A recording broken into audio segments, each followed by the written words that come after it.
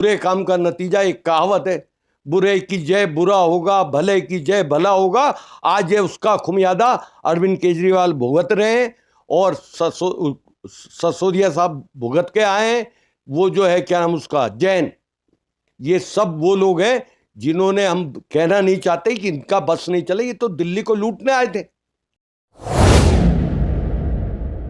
Jammu and Kashmir और हरियाणा के चुनाव की तारीख की घोषणा होते हुए लगातार जिस तरह से देख रहे हैं कि सोशल मीडिया पे जो चुनावी सरगर्मी आप देखने को मिल रही है, लेकिन उसके बाद जो है दिल्ली चुनाव भी होना है।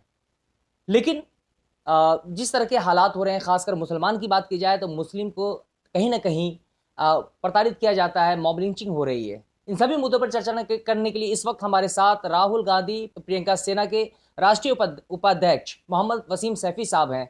कैसे देखते हैं जिस तरह से हमारे देश के हालात जो बढ़ते जा रहे हैं? अभी जो हरियाणा के चुनाव है, जम्मू एंड कश्मीर के चुनाव है, हरियाणा में भी आपने देखा होगा कि एक बुजुर्ग को जो है जिस तरह से मॉब लिंचिंग के नाम पे, गवर्नेंस के नाम पे जो है मारा पीटा जाता है, प्रताड़ित किया जाता है। कैसे देखते हैं ये भाई? हमारे जो लोग हैं उन्हें थोड़ा सा मैं रोशनी डालना चाहता हूँ कि उन्होंने ये देखना है कि ये लोग कौन हैं और हमें कैसे चलना है।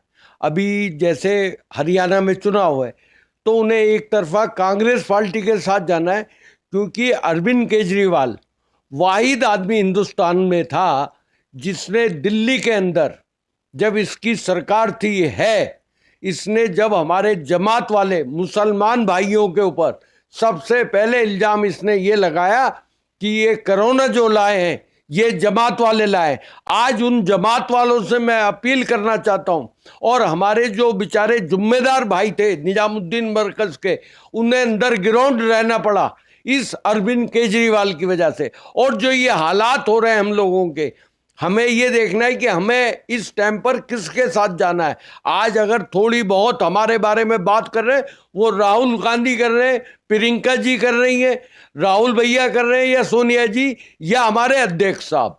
और एसटी, एसटी, ओबीसी और मुस्लिम समाज एक तरफ हो जाए, क्योंकि एसटी, एसटी, ओबीसी का जो नुकसान कर रहे हैं वो कट्टर बीजेपी वाले और आम आदमी पार्टी भी नुकसान पहुंचा रही है। और जितना आज भी अगर इन्हें देखना चाहिए, जो पहले ऑर्डर बने थे कि एसटी, एसटी, ओबीसी का जो रिजर्वेशन है, जो उनकी चीज है वो खत्म करने पे, वो तो ऊपर वाले का करम हुआ, भगवान का, अल्लाह का, कि और जो बच गए हम लोग।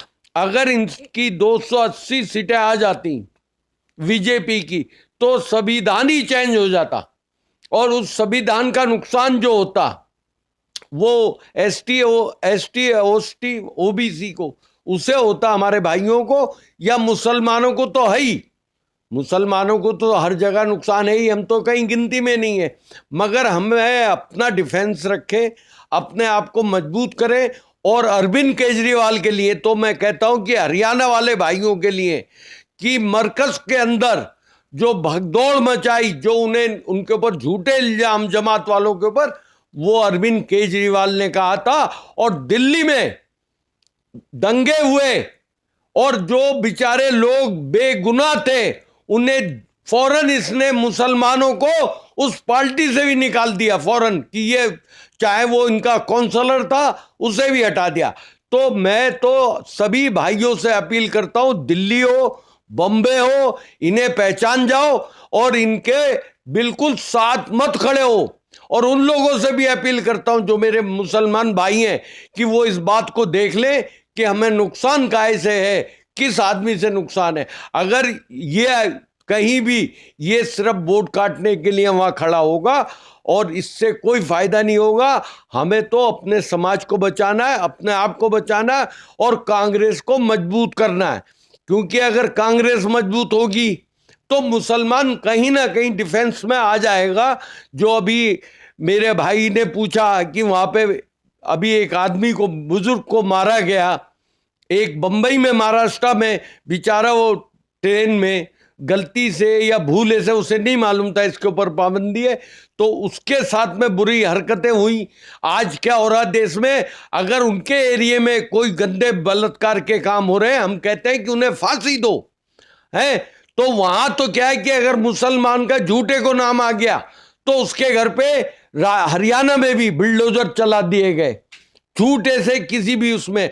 और हिंदू भाई हमारे उनका बलात्कार कर रहे हैं और उनके एरिया में हो रहा है जहां बीजेपी की सरकार है, तो उसके ना घर टूटे जा रहे हैं ना उन्हें कुछ हो रहा है, उन्हें बाइज्जत बरी कर दिया जाता है। अभी तो हमें यह देखना है कि हमारे साथ है कौन। अगर देश में कानून हो, सबके लिए बराबर हो, चाहे वो हिंदू हो या मुसलमान है, जो देश की गद्दारी में हो उससे सजा दो। जो धी बेटियों के साथ बलात्कार उल्टे सीधे काम कर रहा, मुसलमान कोई भी इस बात के लिए सामने नहीं आएगा।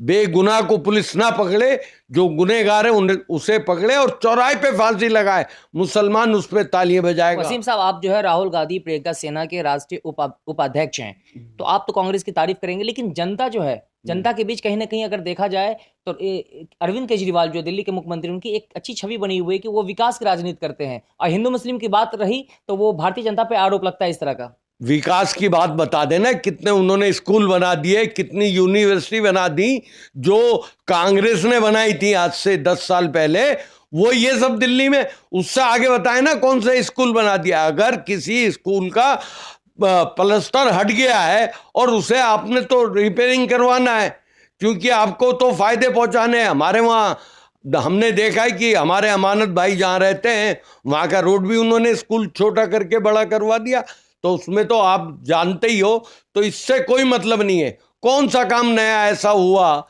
कि जिससे हम ये कहें कि ये अरविंद केजरीवाल ने करवाया। आपके कहने का मतलब है कि जिस तरह की तारीफ की जाती है कि कहीं भी मिसाल दिया जाता है कि अगर सरकारी स्कूल देखना है तो दिल्ली का सरकारी स्कूल आप देखिए, लेकिन आपके मुताबिक जो है स्कूल को सिर्फ डेंटिंग पेंटिंग कर दिया गया है, उससे कोई बेहतर नहीं हुआ है। बेहतर आप क्या नाम इसका, मैं आपको ज़्यादा दूर नहीं ले जाता हूँ, यही जुलैना गांव में चले जाओ, सरकारी स्कूल है, वहाँ बच्चों को माँ बाप डरते हैं कि अपने बच्चों को ना पढ़ने भेजे।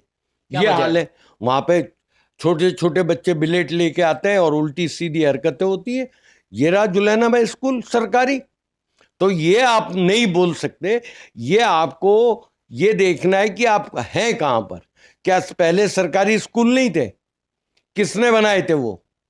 सरकारी बस सर्विस नहीं थी? आज बसें गायब हैं, थोड़ी सी बसें चल रही हैं, नाम हो रहा है। तो वो बातें नहीं। हमारा देश कामयाब था, कामयाब रहेगा, और कल भी और आज भी।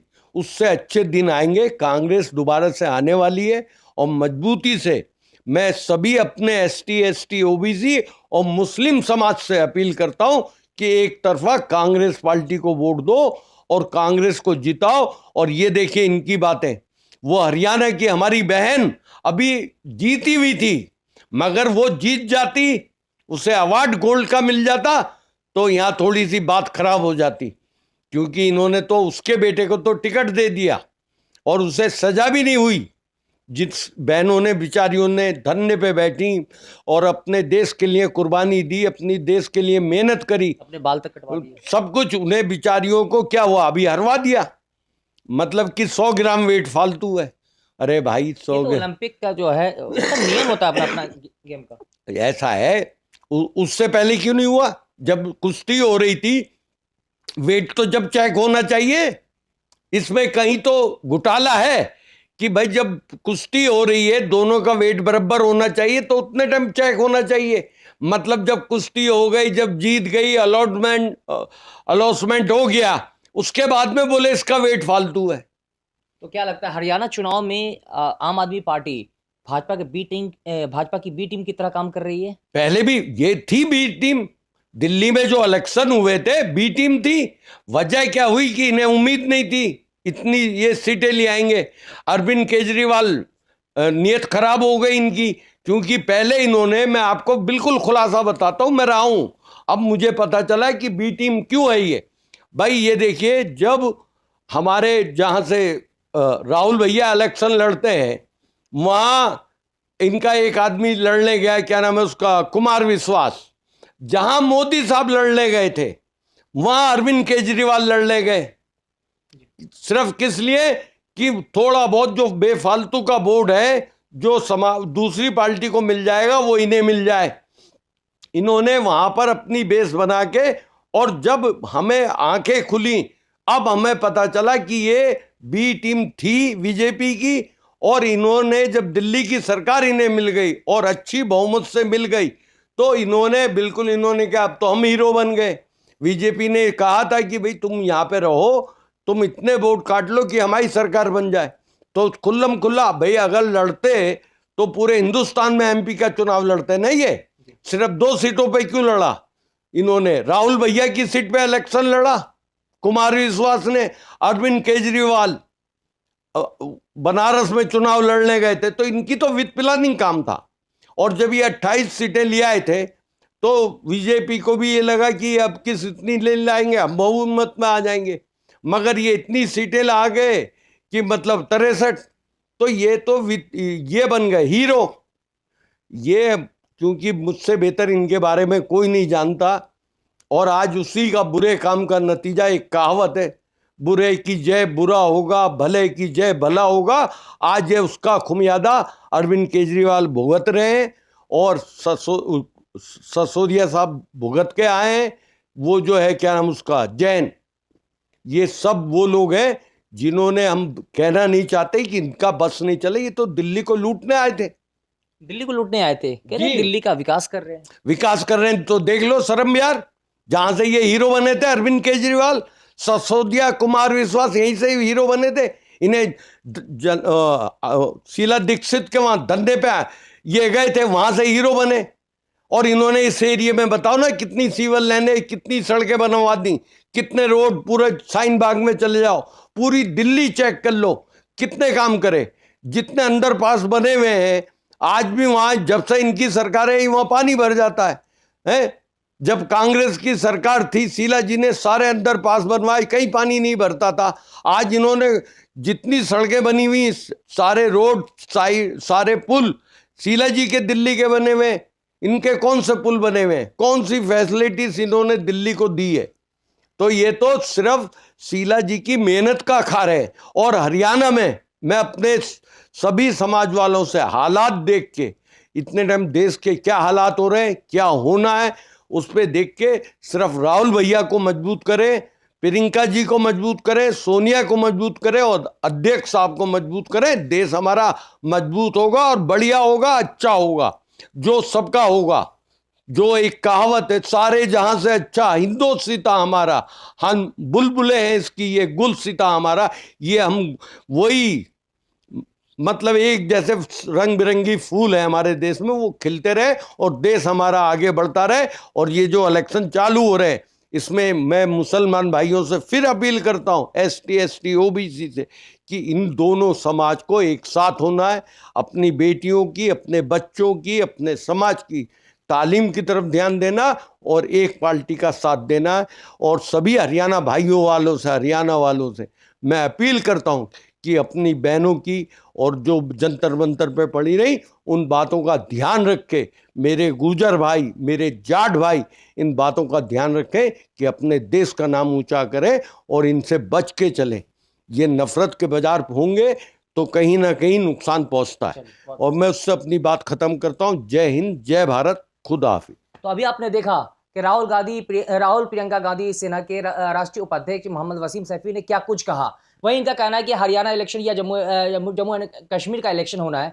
तो हरियाणा की अगर बात की जाए तो हरियाणा में कांग्रेस अपना अलग चुनाव लड़ रही है, आम आदमी पार्टी भी चुनाव लड़ रही है। वहीं इनका कहना है कि आम आदमी पार्टी पहले भी बीजेपी की बी टीम थी और आज भी बी टीम है। खासकर हरियाणा में भारतीय जनता पार्टी की बी टीम के तौर पर काम कर रही है। उन्होंने यहाँ तक हवाला दिया कि दिल्ली में भी वो पहले बीजेपी टीम थी, लेकिन कहीं ना कहीं उनके बीच में साठगांठ था कि आपको इतना ही वोट लाना है कि ताकि कांग्रेस हार जाए और सत्ता में भारतीय जनता पार्टी आ जाए। लेकिन हवा जिसकी चल जाती है सरकार उसकी ही बनती है। यानी कि आम आदमी पार्टी की सरकार बनी और आम आदमी पार्टी सत्ता में आ गई। जब से अरविंद केजरीवाल सत्ता में आए हैं, फिर वो उनको सत्ता का एक लौभ लालच आ गया और वो अपने सत्ता की राजनीति करनी शुरू कर दी। इन सभी मुद्दों पर आपकी क्या राय है, कृपया कमेंट करके हमें जरूर बताएं। फिर मिलेंगे एक नई अपडेट के साथ। अब तक नमस्कार, जय हिंद, जय भारत।